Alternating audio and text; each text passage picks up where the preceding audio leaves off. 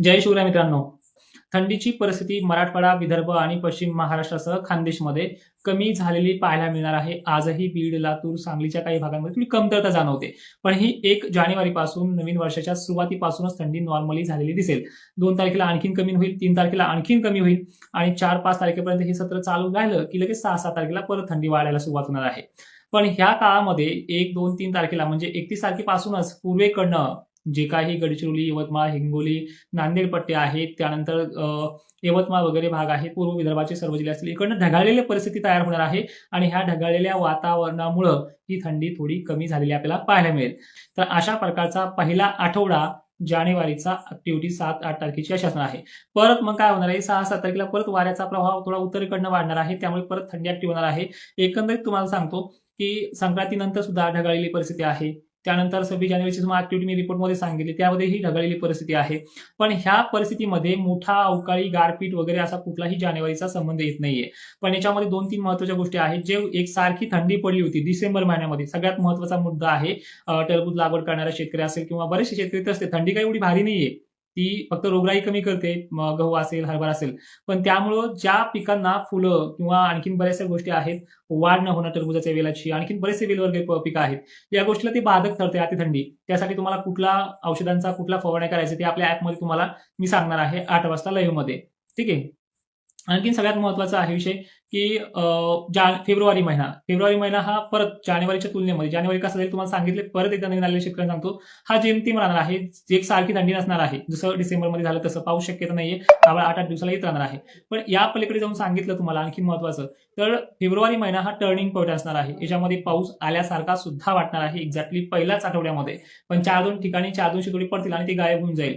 थंडी सकाळच्या पारी 1-5 मिनिटं हे करा. अरुण चव्हाण सर तुमच्या कमेंटला मी उत्तर देईल, थोडं थांबा 1 मिनिटं. तर अशा प्रकारचा फेब्रुवारी जाणार आहे. त्यामध्ये 2 टप्पे पावसाचे आहे. शिवजयंतीनंतर 1 टप्पा आहे आणि सुरुवातीला पण पाण्याचं प्रमाण, पावसाचं प्रमाण याच्यामध्ये कमतरता आहे. फारसं मोठं पावसाची रेलचेल याच्यामध्ये दिसत नाही. आता बोलतोय मार्च महिन्याकडे. मार्च महिना तर खरं तर महत्वाचा आणि शेतकऱ्यांना धाक देणारा महिना ठरतोय दरवर्षी. हे महिना म्हणजे उष्णता वाढणं आणि अवकाळीची ऍक्टिव्हिटी करणं. एक्झाम्पल आपण दरवर्षी पाहतोय, होळीच्या दिवशी हे वातावरण बनतं म्हणजे बनतं. पण यावर्षी काय झालंय, ला निनाची ऍक्टिव्हिटी. पूर्वेकडनं वातावरण सक्रिय होणार आणि खालच्या दक्षिणेकडील तमिळनाडू, आंध्रकडे साईडलाच त्याचे फटके तत्पाळे वगैरे पडणार आहात. पण आता एक महत्वाचा विषय असा आहे की पूर्ण मार्चमध्ये गारपीट होणं किंवा वादळी वारे असणं ह्या गोष्टी होतील का? तर मित्रांनो, स्टडीमध्ये तर अशा गोष्टी आढळल्याच नाहीये.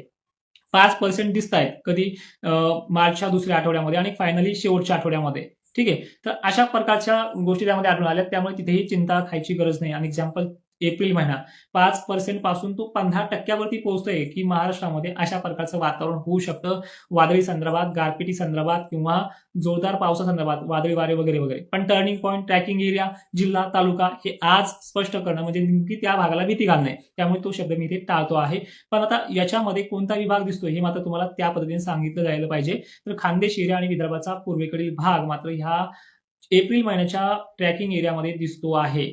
पण कमतरता आणि नुकसान करण्याची ताकद याच्यामध्ये स्पष्टपणे एप्रिल महिन्यातही, जसं 2023ला शेतकऱ्यांचा कांदा बांधावर फेकून द्यायची वेळ आली, तशी सिस्टम यामध्ये दिसत नाही. त्यामुळे आनंदाची बातमी म्हणावी लागेल. मग एप्रिल महिना खरंच एवढा चांगला आणि इकडे मोकळा देईल का? मराठवाडा असेल, दक्षिण महाराष्ट्र असेल, पश्चिम महाराष्ट्र असेल किंवा कोकण किनारपट्टीचाही भाग असेल, तर या भागांना देखील त्याची तेवढी तीव्रता स्पष्टपणे 15% वरती दिसते. जर हे कलिंग ही वातावरणाची जी टक्केवारी आहे जर 40-50 वर गेली असते तर समजून जायचं अवकाळीचं आहे. जसं एक्झाम्पल तुम्हाला जुलै महिन्यामध्ये सांगितलं की यंदा ओल्या दुष्काळ दाखवतो, कधी गेल्या वर्षीची गोष्ट ही जी चालूच आहे साल 25 वर. तसं हिंमत ठेवता येत नाही उन्हाळ्यातल्या पावसामध्ये, कारण की ती अवकाळी आहे. अवकाळीचा ट्रॅकिंग आणि जिल्हे बदलत आहेत. पण एक मात्र तुम्हाला यामध्ये फक्त बोध घ्यायचा लाईव्हला आल्याबद्दल, की याच्यामध्ये तेवढी फिक्सेबिलिटी किंवा तेवढी टक्केवारी नाही की जे आपलं नुकसान होईल. कारण की आता यंदा काय झालंय, कांदा उत्पादक शेतकरी जास्त आहे आणि तो जास्तच घाबरून जाईल. खर्च खूप केलेला आहे, आधीच ओल्या दुष्काळामध्ये चढ गेलेला आहे. तर आता एक तुम्हाला सांगू शकतो की चांगला माल आला किंवा चांगलं पीक आलं की अशा गोष्टी होत असताना एक्झॅक्टली तो टायमिंग एप्रिलचा आहे. पण 15%च एवढी त्याची टक्केवारी निघते नुकसानीची. एप्रिल महिन्याबद्दलही माहिती मिळाली. आता मे महिना वादळी वारे, रानं वगैरे क्लिअर असणं, हळद उत्पादक शेतकऱ्यांना तेवढा महिना धाकेचा आहे. पण तुमच्या हळदी पिकांना तो त्रास देईल अशी शक्यता कमी आहे. शेवटी रोहिणी नक्षत्रामध्ये पावसाचे चान्सेस वादळी वाऱ्यासह, मेघगर्जनेसह राहण्याची शक्यता आहे आणि एक्झॅक्टली त्याच पावसामुळे मृग नक्षत्रातला पाऊस लांबण्याची किंवा जून महिन्यामध्ये पेरण्या होतील अशी शक्यता पुढील न्यूट्रल कंडिशनमुळे स्पष्टपणे कमी दिसते आहे. आणि ह्याच न्यूट्रल कंडिशनचा तो जूनचा पाऊस कमी दाखवल्यामुळे महाराष्ट्रभर सोशल मीडियावरती आपल्या माध्यमांमधनं सुद्धा बऱ्याच ठिकाणी पाहायला मिळते की यंदा पुढच्या वर्षी 2026 मध्ये कोरडा दुष्काळ आहे. अरे आहे, पण टक्केवारी किती आहे? कसा कोरडा दुष्काळ पडेल? 2023च्या तुलनेमध्ये 10% पावसाची वाढ आहे. 2025च्या तुलनेमध्ये 20% घट आहे. पण 2024 इतकी साम्यता असणारा पाऊस या पुढच्या वर्षी 2026ला आहे. आता तुम्हाला एक स्पष्टता अजूनही क्लिअर करतोय. महाराष्ट्रामध्ये प्रत्येक विभागानुसार पावसाची कंडिशन आणि पावसाची रेलचेल अशा प्रकारे राहिली ना की सांगली सोलापूरचा भाग 2-3 महिने दुष्काळात जमा असतो. त्याला कितीही सांगितलंय 2025ही गेला धुवाधार करून, तरीही त्या भागांना पाऊस अहिल्यानगर असेल, छत्रपती संभाजीनगर असेल, इकडे खान्देश एरिया असेल, नवे नवे तर आता जालना, परभणी, बीड जिल्ह्यापासून तर लातूर, नांदेडपर्यंत मजल गेली आहे की त्यांना नुसतं वारं 1-1.5 महिना एक्झॅक्टली दरवर्षी घडतंय. त्यावेळेस पिकांना करपण्याची वेळ येते आणि ही वेळ नागपूर, इकडे हिमायतनगरकडे खाली सुद्धा झालेली आहे. त्यात नवीन काय आहे? तितक्या पावसाला कमी म्हणायचं, त्या टायमिंगला परत आम्हाला ह्या व्हिडिओकडे पाहून ट्रोलिंग करायचंय.